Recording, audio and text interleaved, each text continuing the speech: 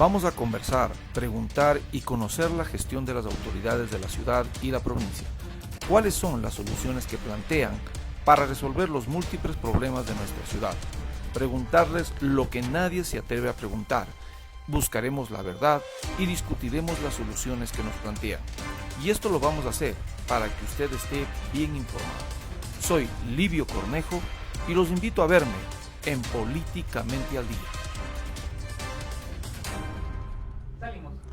Buenas noches a ustedes y gracias por acompañarnos a un programa más de Políticamente al Día. Soy Livio Cornejo y hoy tenemos el gusto de recibir al doctor César Montúfar, candidato a la presidencia de la República por la Alianza 1751, Partido Socialista Concertación. César, muchísimas gracias por acompañarnos, muy amable. Esperemos que Ambato te haya recibido de la manera, como siempre somos, calurosos, amigables y también prestos para escuchar las nuevas ideas, las propuestas que tienes. César, tú eres conocido, bueno, por haber hecho una gran pelea, yo lo diría así, la llamaría así, contra un gobierno, contra una persona que definitivamente se empoderó de todo lo que significa justicia. Todos los sábados pues teníamos sabatinas en las cuales no faltaba una buena repelada a cada uno de los ecuatorianos por A o B circunstancias y que permitimos muchas otras cosas. Quiero empezar pues, César, con esto, con que la gente te recuerde en esa lucha tenaz que teníamos. Muchas gracias, Livio, te agradezco muchísimo por esta oportunidad de conversar con los ambateños y ambateñas que nos miran, y bueno, no solamente ellos, porque en este momento tenemos comunicación con todo el mundo, no solamente con Ambato. Primero agradecer por las muestras de apoyo, de afecto que hemos recibido ahora en la medida en que hemos estado cumpliendo diversas actividades en Ambato. Creo que quizá lo más interesante que hicimos hoy fue, digamos, al pie de la casa de Montalvo, recordar esa frase de sin duda una de las figuras cimeras, no solamente de Ambato, sino del país y de América, de Hispanoamérica, en el siglo XIX, que fue Montalvo. Esa frase tan interesante, tan importante, tan vigente para el día de hoy, de que quien roba al Estado roba 2, 4, 10 veces, es más ladrón. Y creo que ese pensamiento, esa visión, esa agudeza, ese estilo, esa pluma, creo que nos inspira este día de hoy. Lastimosamente, esas palabras hoy son más vigentes que nunca. Y creo que estar en Ambato, creo que rememorar el pensamiento, la figura de Juan Montalvo, es para mí, al menos en esta postura, en esta posición, en este momento de candidato a la presidencia de la República, especialmente significativo. Y hoy hicimos un pequeño acto ahí al pie de la casa de Montalvo junto a Manuel Torongo, que aquí nos acompaña y que está hecho a cargo de la coordinación de mi campaña aquí en Tungurahua y en Ambato. Fue quizá lo más significativo y tuvimos muchas señales de aprecio, de apoyo, y muchas gracias, Livio, por esta oportunidad de agradecer. También quiero dar la bienvenida pues a mi amigo Fernando Salazar de la cadena radial y televisión Radio Colosal. Fernando. Muchas gracias. Siempre es un placer poder saludarte, César. Un gusto enorme. Empecemos con algo que es preocupación. Creo que se acabó la campaña, ¿no? Y empezó el baratillo de ofertas. El uno que va a dar $250 mañana a 1 millón de personas. Y me pregunto yo, ¿y qué pasa si llegan 2, si llegan 3 millones de personas? El dinero es dinero. Decía Correa, para parodiarlo, que si están dando una tarrinita de comida, cojan nomás, y que le den cogiendo también para él, pero que no voten por ellos.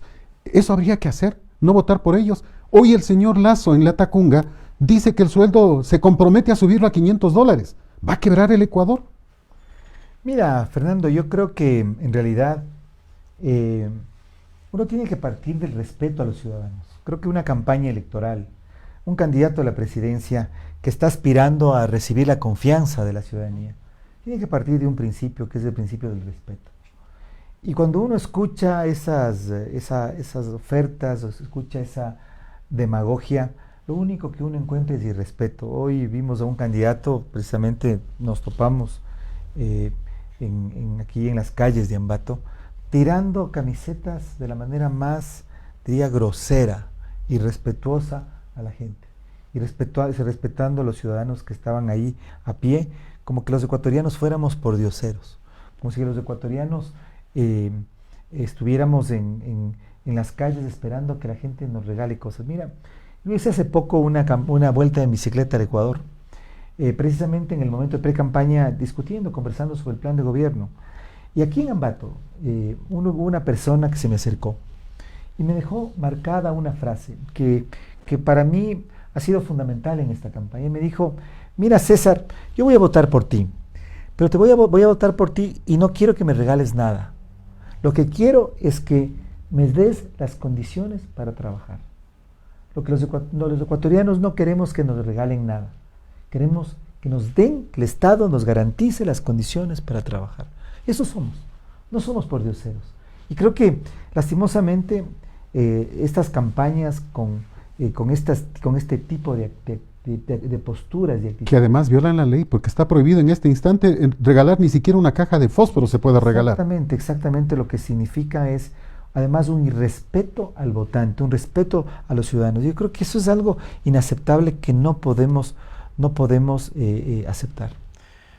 Sabemos todos, mi estimado César, de que el país definitivamente no está bien económicamente, ¿no es cierto? Que tenemos más deudas que ingresos y el único ingreso que tiene muchas veces, o tiene más bien el país, son por vía de petróleos e impuestos. ¿Cómo tú vas a poder compensar esta balanza en la cual nosotros vemos que ya más dinero no nos pueden sacar a los ecuatorianos? Hoy tenemos que hacer el aporte del 2% que pone el gobierno correísta, porque este es un gobierno correísta, o sea, no podemos decirlo de otra manera. Que si hayan peleado las comadres es otra cosa, pero este es un gobierno correísta que puso un impuesto, igual que lo pusieron cuando tuvimos lastimosamente el terremoto en Manabí, pero nuevamente somos los mismos que pagamos. ¿Cómo vamos a superar esta crisis si tú llegas a ser presidente? A ver, yo creo que en realidad, yo no soy de esos candidatos que dicen que no van a cobrar impuestos o que van a bajar impuestos.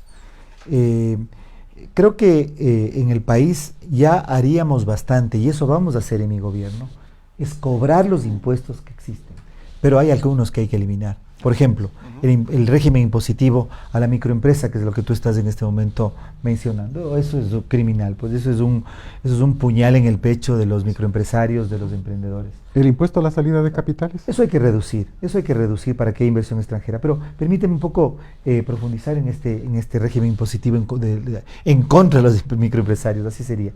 Nosotros vamos a enviar una reforma a la ley de simplificación tributaria para eliminar este impuesto y para además a quienes han pagado durante este mes, porque es el mes que había que pagarlo en el mes de enero, haya un crédito tributario para que se les devuelva el mismo valor. A los microempresarios hay que apoyar porque ellos son la base de la reactivación económica y de la generación de empleo. El impuesto a la salida de divisas hay que reducirlo para que haya más inversión extranjera. Pero lo que principalmente nosotros vamos a hacer en el tema impositivo, en el tema tributario, es cobrar los impuestos. La evasión tributaria en el Ecuador es descomunal. Mira, voy a poner un ejemplo que es pero patético. Yo les invito a los ciudadanos a que revisen las declaraciones de impuesto a la renta de los candidatos de la presidencia de la República. Creo que solamente mirando la declaración de impuesto a la renta de quienes estamos aspirando a representar desde la presidencia a los ecuatorianos, uno se saca una conclusión. Mire, yo me quedo impresionado. Yo soy un profesor universitario, una persona de clase media. Yo vivo de mi trabajo. He sido profesor de la Universidad Andina los últimos 26 años. Soy una persona que recibe un sueldo de clase media y que vivo conforme a ser una persona de clase media. Y soy el candidato estoy segundo en la lista de quienes más impuestos pagan. Pago más impuestos que 15 candidatos. ¿Cómo puede ser eso posible? Candidatos millonarios, candidatos... Más que Herbas. Pues mucho más. Yacu. Yacu declara cero impuesto a la renta. El muchacho de 35 años, Arauz. Más que todos, él declara cero de impuesto a la renta. Isidro Romero declara cero de impuesto a la renta. Isidro Romero estuvo afuera un poco de años y creo que vino ya para entonces, lo que yo recordar. Digo pero lo que los ciudadanos tienen que ver es que miren la declaración de impuesto a la renta. Dicen que son empresarios, que son grandes... que son exitosos. Pero a base de defraudar al fisco, ¿de eso se trata? De eso estamos hablando. O sea, me parece que es increíble. Pero César, ¿de quién es la culpa? ¿Del órgano regulador, del controlador o del que no paga impuestos? De todo. Es de los dos, Por eso es que en mi gobierno lo que vamos a hacer, y tenemos ya un grupo de técnicos informáticos que nos ha apoyado en ese tema, vamos a crear una plataforma informática, un sistema de inteligencia financiera, para precisamente detectar esas fugas Y eso es muy sencillo. El Ecuador tiene que pasar a un sistema progresivamente de facturación electrónica. Y es ahí donde vamos a recaudar los más de 15.000 millones de dólares que se vaden al fisco cada año. Y con ese dinero ya tendríamos suficiente para realmente establecer un régimen tributario que sea razonable, además estable, que los empresarios, que quienes declaramos impuesto a la renta, tengamos ya previsible cuánto vamos a pagar, cómo podemos planificar. Pero lo que sí podemos hacer, y sí vamos a hacer, y por eso regreso a Montalvo. Perdónenme que pareciera trillado, pero decir que quien roba al Estado es 2, 4, 10 veces más ladrón, es algo totalmente vigente. Y si es que roban al Estado quienes pretenden ser presidentes de la República, es mucho más grave, mucho más serio. Entonces, yo sí creo que en el Ecuador tenemos que decir las cosas así, porque en realidad el Ecuador no merece esto. Pero ¿cómo cambiamos todo? Porque el Ecuador está podrido, perdóname el término. Tenemos un problema porque se nos ofreció que se iba a descorreizar el país. No ha ocurrido, al contrario. Correa sigue más vigente en jueces, fiscales, y no pasa nada. No hay una sola acusación de peculado. No hay una sola investigación por enriquecimiento ilícito. No hay nada. A ver, mira, yo le hice una denuncia a Rafael Correa, a la que se sumó Fernando Villavicencio y Eduardo Valencia, que es un economista, un gran ecuatoriano que murió hace poco tiempo, por delincuencia organizada. A Rafael Correa y a toda su cúpula, entre ellos Glass, Serrano, todo esta máquina, digamos, este aparato. Y cabe indicar que si tú no hacías eso... Bueno, Glass estaba libre, ¿no? Quizás. Bueno, esa fue la denuncia que hice a Jorge Glass por, en ese momento, cohecho. Pero después hubo el cambio del delito a asociación ilícita, y yo fui ahí acusador particular del ex vicepresidente Glass. Pero a lo que voy es a que, mira, el Estado ecuatoriano se ha transformado en un Estado delincuencial. Yo creo que no exagero al decir que al Estado ecuatoriano, a los ecuatorianos nos gobiernan mafias. Mira, la mafia que lideró el ex asambleísta Mendoza en la asamblea, la mafia que se tomó... Condenado solo a 40 meses y que puede pedir que quede, prácticamente puede quedar libre en cualquier rato. Por favor, eso es una burla a los ecuatorianos. En mi propuesta está que se establezca una pena máxima de 35 años para que esta gente que ha robado tanto no salga a los 2, 3 años a disfrutarlo. Pero recuperemos el dinero antes de que salga. Sí, si no, no salen. Por supuesto, por eso digo 35 años, establezcamos todos los mecanismos para que devuelvan la plata. Pero el punto aquí es, somos un país gobernados por mafias. Esa es la realidad. Entonces la acción del próximo gobierno tiene que ser limpiar al Estado de las mafias. Pero ¿cómo hacerlo? Mira, hay varias formas. Yo les escucho a todos los candidatos, todos dicen, vamos a pelear contra la deshonestidad y voy a poner gente que va a hacer esto, pero terminamos solo en palabras. O sea, yo no veo que las cárceles estén llenos de... Bueno, es que no, porque hasta ahora no ha ocurrido eso. Mira, si tú ves, en realidad la razón por la cual tú tienes a Glass en la cárcel y a Correa como prófugo de la justicia con sentencia ha sido por la acción de ciudadanos. Por la denuncia y la investigación que hicieron Villavicencio y Zurita, por la acusación particular que nosotros hicimos. Es decir, aquí el Estado no ha funcionado. Quienes hemos funcionado hemos sido los ciudadanos del periodismo de investigación, ha sido la prensa libre, ha sido gente que se las ha jugado, la Comisión Nacional Anticorrupción. Es decir, creo que es claro que en el Ecuador aquí no ha habido voluntad política. Mira, tanto se rasgan las vestiduras en el tema de recuperar lo robado. El Procurador General del Estado tiene en sus manos 10 sentencias ejecutoriadas con orden judicial. Estoy hablando de las que conozco, porque tiene muchas más. Para recuperar en sentencias ejecutoriadas con orden judicial al menos 110 millones de dólares. Estoy hablando del tema de Jorge Glass, precisamente, de Capaya, Alex Bravo, el ministro del Deporte, Dusac, esos casos sonados del correísmo. 110 millones de dólares para recuperar. ¿Saben cuánto he recuperado? 37.000 dólares. O sea, en realidad no hay voluntad, se nos toma el pelo, esa es la verdad. Entonces, lo que nosotros proponemos, lo que nosotros vamos a hacer, es realmente fortalecer las instituciones para que comiencen a trabajar. Y vamos a llevar adelante una política exterior, porque mira, la plata, la mayoría del dinero que nos asaltaron, no está aquí en el Ecuador. está fuera del país, está en paraísos fiscales, está en los sistemas financieros de países Aunque desarrollados. algunos dicen que volvió el dinero Hay y mucho. que está en en la concesión de los puertos y todo lo demás en los que En estaría los- Correa en los que escondido. compraron los bonos, hay un montón de formas de lavado que ha habido en el Ecuador, pero mucho de ese dinero sí está en los sistemas financieros, en los bancos de países desarrollados. Para eso lo que nosotros proponemos es una acción conjunta de los países que hemos sido víctimas de la corrupción, para que de esa manera hagamos reclamos colectivos, para que sea mucho más fácil aplicar la Convención de Naciones Unidas en contra de la corrupción, sobre todo los artículos 54, 53 y 54, y de esa manera podamos recuperar lo robado. Eso es fundamental. Y junto a eso, la exigencia a organismos como la Interpol de que tienen que respetar las sentencias del sistema judicial ecuatoriano. No puede ser posible que tengamos prófugos de la justicia que desestabilizan el país, que no sean capturados para que sean extraditados al Ecuador y paguen cárcel. Me refiero directamente al prófugo de la justicia, Rafael Correa. Sí, porque hay que decir las cosas. ¿Por qué no se por hace nombre. la llamada roja o lo que le llaman? Porque el No Estado se ecuatoriano, acaba. porque el gobierno deja que se irrespete al Estado ecuatoriano. Es que le sigue cuidando las espaldas. El mejor, diría yo, precursor, el jefe de campaña del correísmo sigue siendo Lenín Moreno, pues. Bueno, yo creo que lastimosamente es así, pero más allá de eso, es que en el Ecuador, y eso creo que debe ser algo que el próximo gobierno y el próximo presidente debe asumir, y yo voy a asumirlo, vamos a hacer todas las gestiones y la presión internacional necesaria para que el Estado ecuatoriano sea respetado, para que los prófugos de la justicia sean capturados por la Interpol y para que sean extraditados al Ecuador y devuelvan lo que se llevaron. Eso no es solamente por una razón económica, sino por un tema de dignidad del Estado ecuatoriano y de los ecuatorianos. En este instante no sabemos exactamente en cuánto está la deuda. Moreno dijo que la deuda que le había dejado Correa era 58.000 millones de dólares. Y tengo entendido que Moreno se ha endeudado en más de 22.000 millones. Superamos ya los 80.000 millones de deuda externa, más la deuda interna, lo que le deben al IES, lo que le deben al Central. Estamos hablando fácilmente de 3 presupuestos del Estado. Mira, en este momento el Ecuador tiene una deuda que ya está en el límite. Tenemos 64% del Producto Interno Bruto ya de endeudamiento. No podemos endeudarnos más.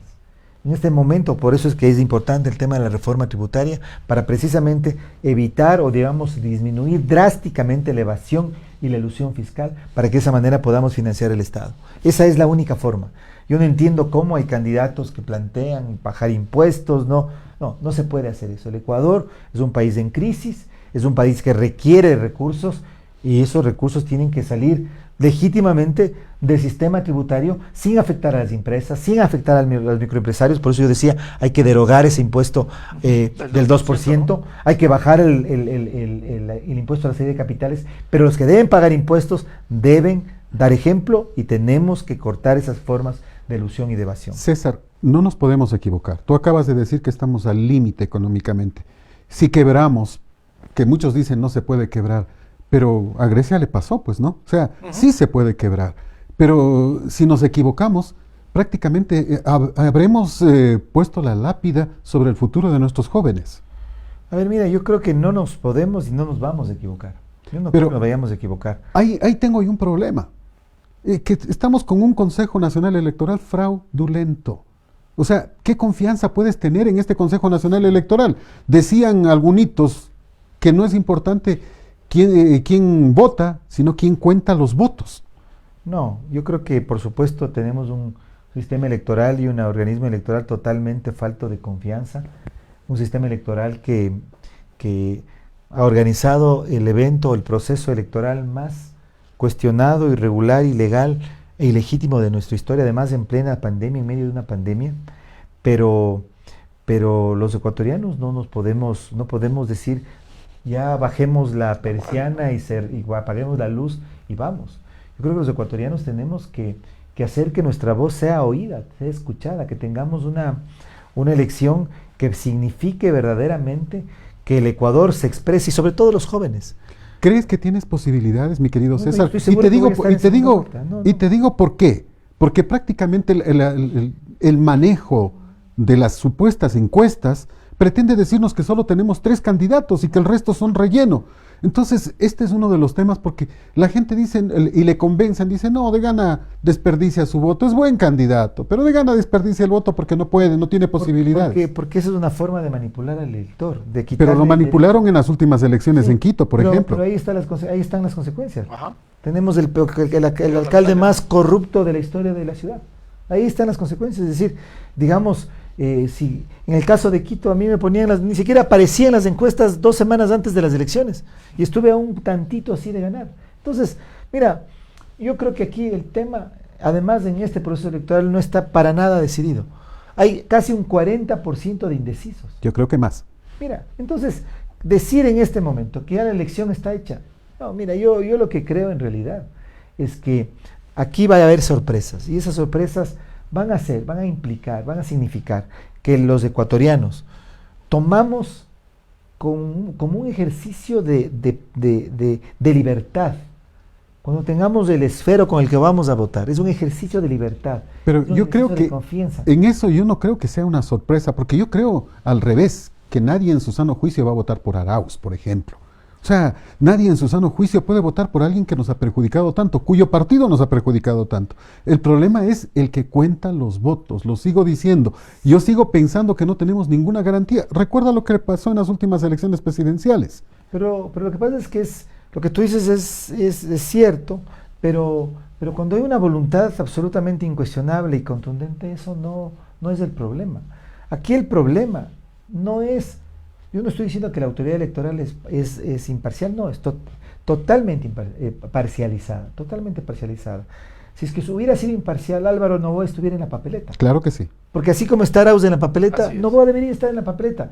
Debieron dejar que sea el pueblo ecuatoriano el que decida, no las maniobras del CNE. Pero el punto aquí el problema no está en la autoridad electoral, el tema está para mí en el ausentismo.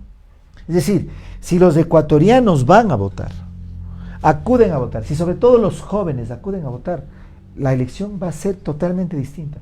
A lo que apunta. El problema de los jóvenes es que están manipulados en las universidades, en los colegios, con profesores de izquierda que siguen hablando del socialismo y que los muchachos no conocieron a otra persona más que Correa como presidente. Los jóvenes ecuatorianos son jóvenes libres, son De acuerdo personas contigo. informadas, son personas que están totalmente vinculadas al mundo y a la sociedad de la información y de la comunicación.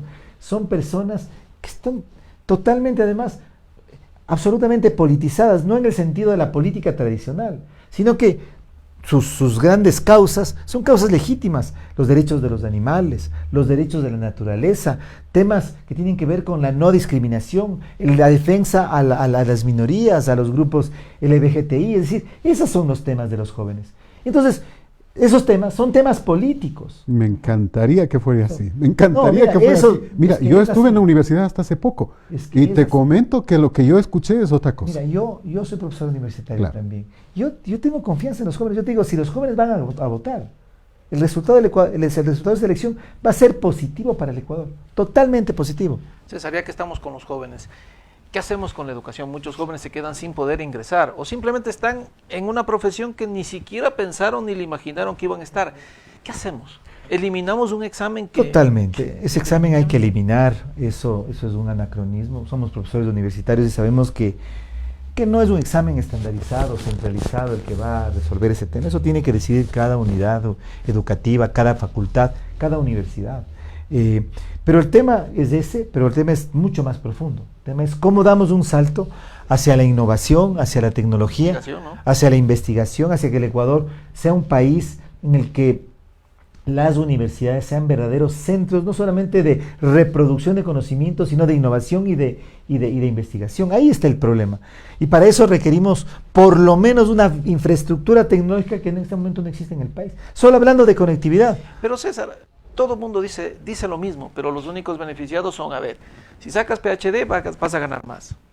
Si sacas un masterado vas a ganar más. Pero el hecho es que ese dinero que invierte el gobierno, invertimos los ecuatorianos, no lo hemos visto, por ejemplo, en este tiempo ventajoso. O sea, a ver, ¿dónde demostraron capacidad las universidades para manejar la pandemia? ¿Dónde fue el criterio cuando se necesitaban profesionales que lo hagan?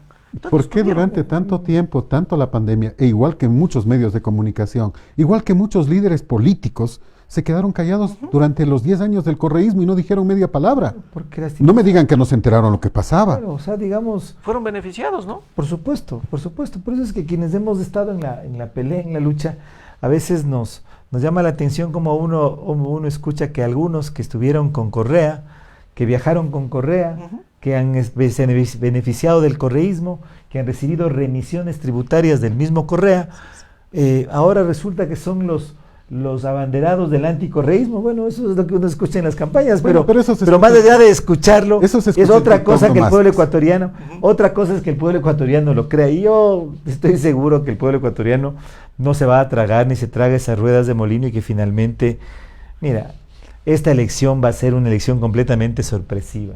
Ojalá que sí. Quienes creen que ya ganaron porque tenían un pequeño porcentaje del electorado y porque pagaron a las encuestadoras para que les ubiquen en ciertos lugares, yo creo que están en otro patín. Pero ahí me preocupa algo. Por ejemplo, el Consejo Nacional Electoral dice que los medios de comunicación pueden entrar a cubrir, pero redes sociales, que son mayoría, no. Por ejemplo, La Posta no puede entrar a cubrir. Ecuador en Vivo no puede entrar a cubrir. La Fuente no podría entrar a cubrir. Y entonces, Ambato en línea probablemente tampoco. Y entonces, ¿qué es lo que pretenden hacer cuando pretenden Pero cerrar mira, todo? Fernando, yo creo que tienes tú toda la razón, pero yo creo que no tenemos que ser tan pesimistas, Ujú. si me permite. Yo creo que si la gente va a votar, yo creo que el Ecuador va a cambiar. Ojalá. Si la gente se enfoca y dice, mira, no podemos seguir obedeciendo esta manipulación de la teoría del voto útil, ¿no? Ajá. O sea, vota por un mal candidato, vota por un candidato mediocre, vota por un candidato que representa los intereses económicos más cerrados y más fuertes del país, porque te están pintando un escenario catastrófico. No, o sea, yo creo que la gente sí se da cuenta de eso.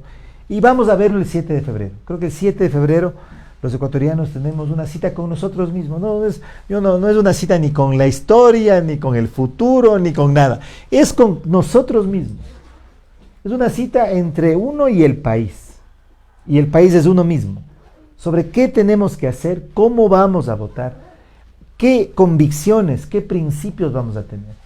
Ese me parece que es el tema principal. Mucha gente dice, yo voto por el candidato que me garantice que trae a Correa y lo pone preso y recupera la plata. Bueno, ese es... ¿Te comprometes a aquello? Pero esa ha sido mi lucha. Yo creo que si no hubiera sido porque lo que hemos hecho junto a Villavicencio, Zurita, el trabajo de ellos ha sido excepcional y de otras personas, lo que tendríamos en este momento sería a Jorge Glass de presidente y a Correa de candidato. Así es. Ese era el plan. Ujú. Cuando yo le presenté la denuncia a Jorge Glass, Glass estaba en el pináculo de su popularidad. Cuando presenté la acusación particular, yo mismo a veces me río de mí mismo porque me acuerdo que cuando presenté la acusación particular, además pedí orden de prisión preventiva, que la fiscal le dictara prisión preventiva. Y Glass era el vicepresidente y tenía toda la popularidad. Y después yo recapitulando decía, pero qué bestia, qué bruto, ¿cómo pude haber hecho eso?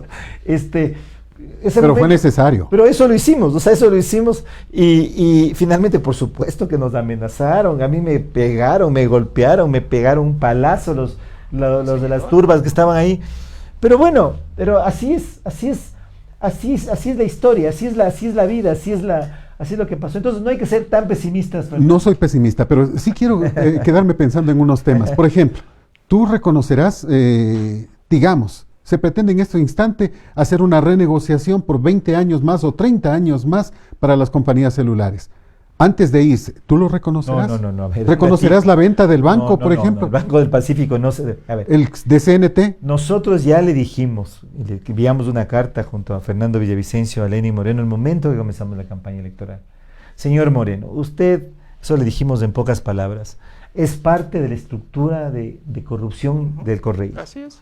Debería abstenerse en los meses que le restan de gobierno de tomar decisiones como las que tú estás mencionando. 350 millones va a regalar en los siguientes días. no, Imagínate. Y hacer préstamo para regalar. Pero mira, eso precisamente es lo que los ecuatorianos rechazan. Tú dijiste una gran verdad hace un momento. Si Correa tiene en este momento algún nivel de credibilidad es gracias a la campaña que le ha hecho el peor gobierno que nos pudimos imaginar, que es el de Lenín Moreno, perdón. Es decir, creo que no, esa es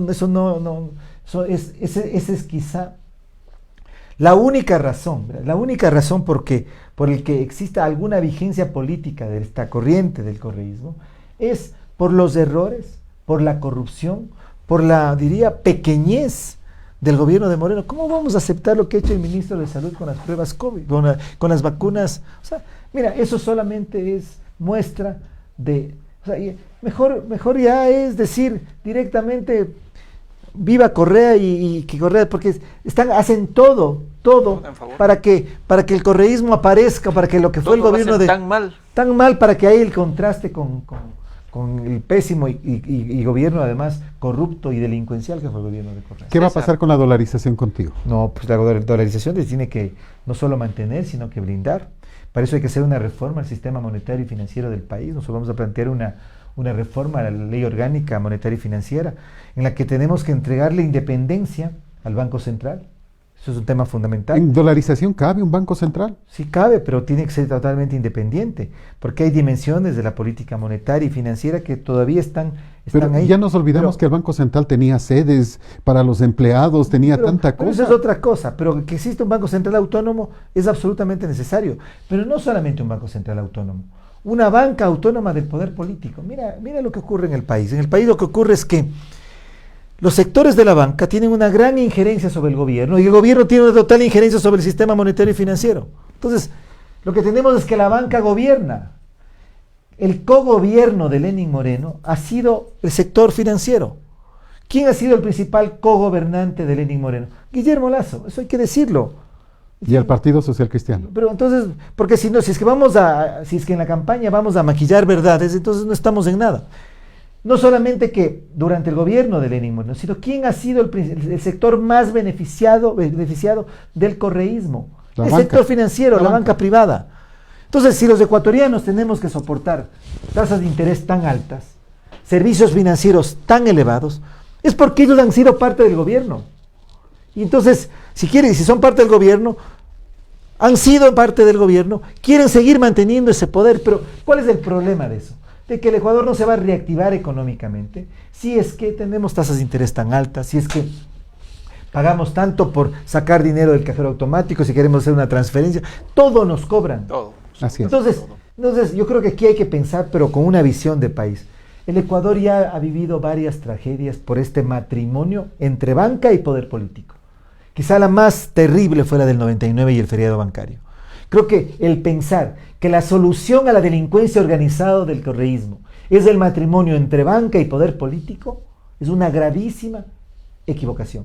Por eso yo soy candidato a la presidencia de la República, porque el Ecuador debe tener una opción distinta, una opción que combata la delincuencia organizada, pero también sea capaz de liderar al país hacia un bien público, que no es ni el bien público de los banqueros, ni el bien público de los indígenas, que también es otro grupo respetable, pero que no puede representar a la totalidad del Ecuador. Hace rato que los dirigentes indígenas no representan ni a los indígenas, sino solo sus intereses. De acuerdo. César, conocimos que Villavicencio, bueno, ya ha hecho muchas observaciones sobre la venta de petróleo, ¿no es cierto? Sabemos de la negociación petrolera, sabemos de la venta preanticipada de petróleo en definitiva, y lo único que nos está quedando es el poco cobre o oro que tenemos, más o menos son unos 63 mil millones, dicen oportunamente. ¿Qué hacemos con eso? ¿Lo vamos a seguir dando para que nos den explotando, que nos sigan tal vez sacando el dinero, lo poco, pero que al mismo tiempo, ¿qué hacemos con lo ecológico? Como dice un candidato, que no nos quiten el arco iris.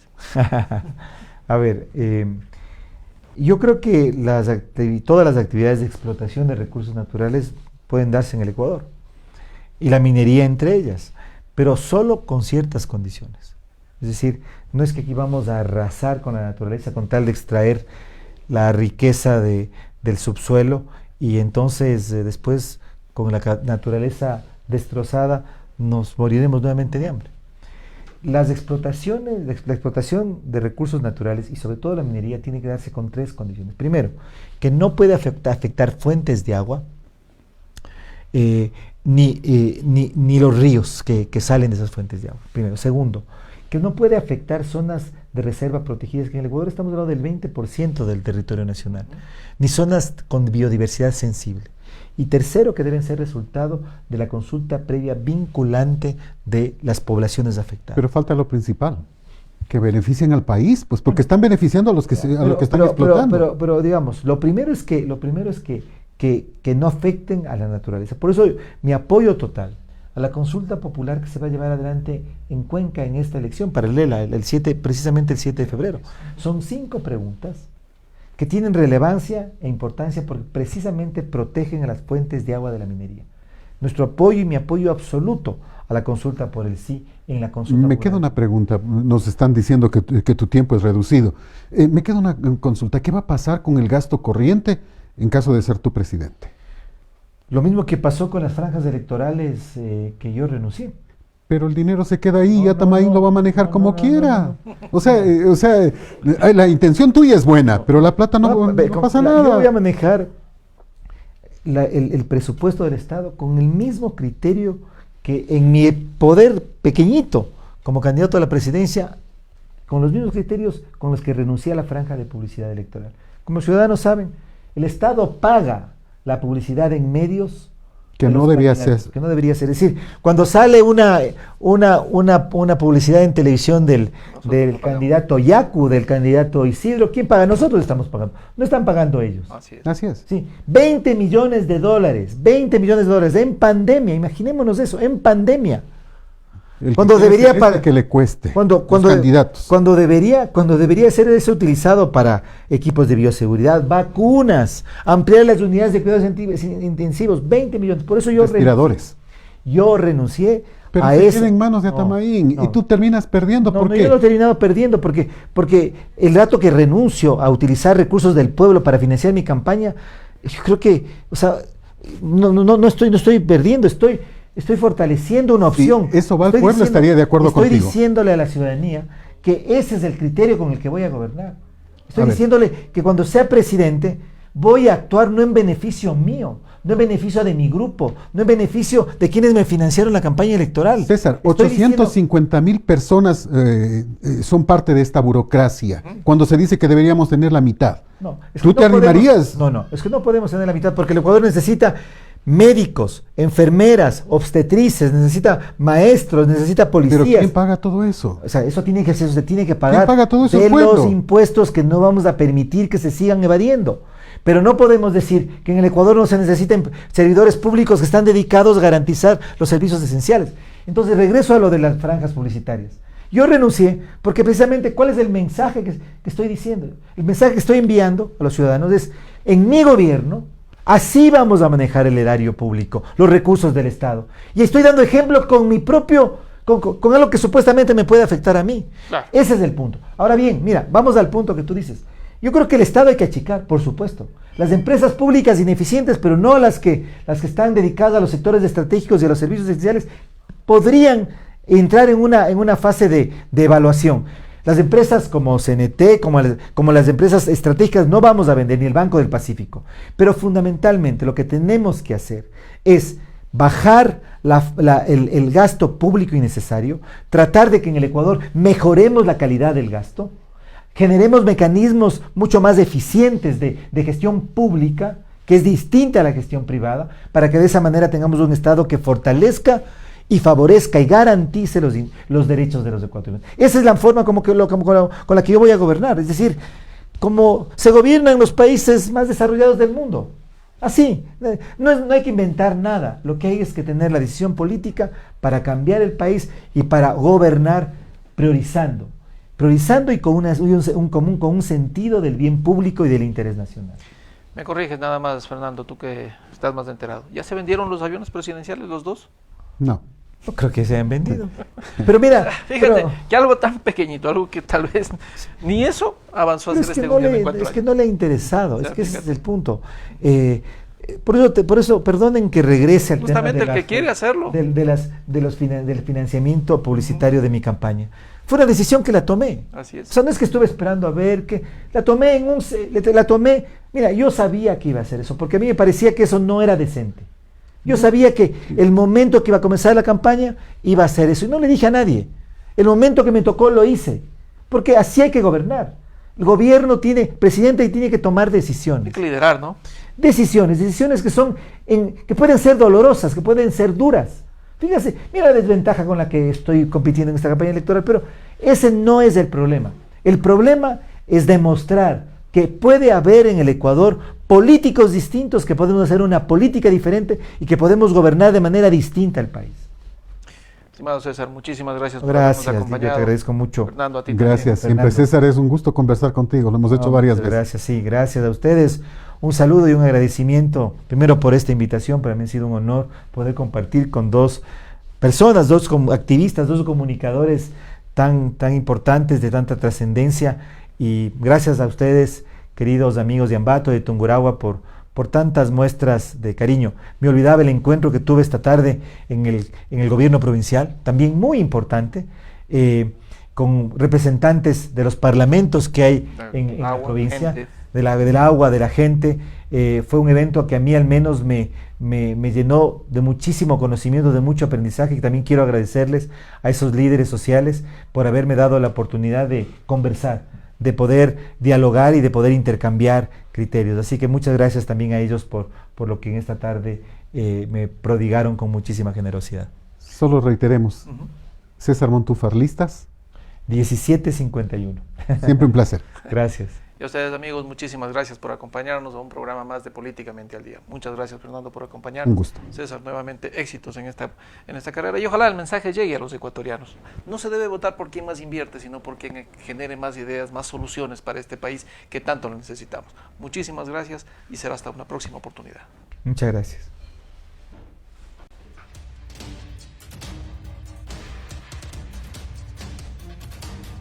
Vamos a conversar, preguntar y conocer la gestión de las autoridades de la ciudad y la provincia. ¿Cuáles son las soluciones que plantean para resolver los múltiples problemas de nuestra ciudad? Preguntarles lo que nadie se atreve a preguntar. Buscaremos la verdad y discutiremos las soluciones que nos plantean. Y esto lo vamos a hacer para que usted esté bien informado. Soy Livio Cornejo y los invito a verme en Políticamente al Día.